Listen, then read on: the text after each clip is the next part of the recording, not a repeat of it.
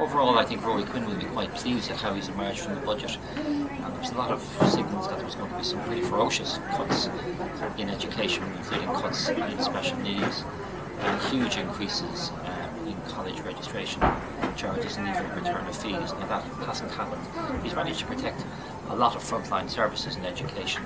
There is no cuts in special needs, and there's no overall cut in the pupil-teacher ratio in most schools. So that's the good news.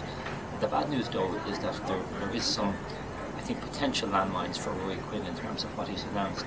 He's very much targeted fee-paying schools in terms of class size, and he's decided to increase their class size over and above others. And already Protestant schools in particular are saying this is discriminatory and it's going to make life very, very difficult for these schools. And across the fee-paying sector, I think it's probably going to mean higher fees for parents. The other standout and striking feature of education is the increase of 250 in the student contribution charge for students, which has gone up now from 1,500 only 4 or 5 years ago to 2,250 next September, which is quite a substantial charge and quite a substantial change. That said, I think it's the scale of the increase, €250, is much more modest than we had expected. There had been a lot of talk about perhaps the return of fees, old-fashioned fees, if you will, of about 5,000 or 6,000 per year. That hasn't happened, and I think the fact that the increase is of the order of €250 really is attributed to the lobbying, the very successful lobbying by the Union of Students in Ireland. The other sort of controversial feature of this budget in terms of education is the cutback, or the reallocation rather, of career guidance teachers. It's about 700 career guidance teachers, and these changes basically mean that a lot of them now are going to be forced, if you like, to abandon their counselling work with students, and they're going to be forced to go back into the classroom as subject teachers.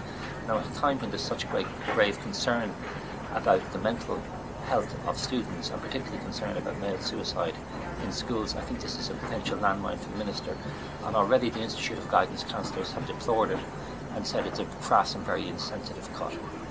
On higher education, one other change to look out for, and one that I think will have a lot of significance, is the change in eligibility for maintenance and other supports at third level. They're moving away from a current system which is based only on income, and moving to some sort of capital assets test.